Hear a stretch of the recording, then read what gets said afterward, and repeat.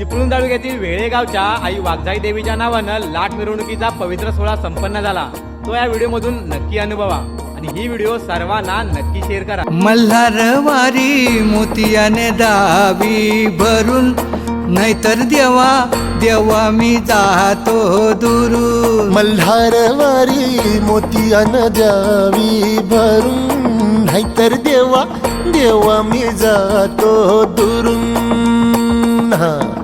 ओढलावती अशी जीवाला गावाकडची माती, साद घालती पुन्हा नव्या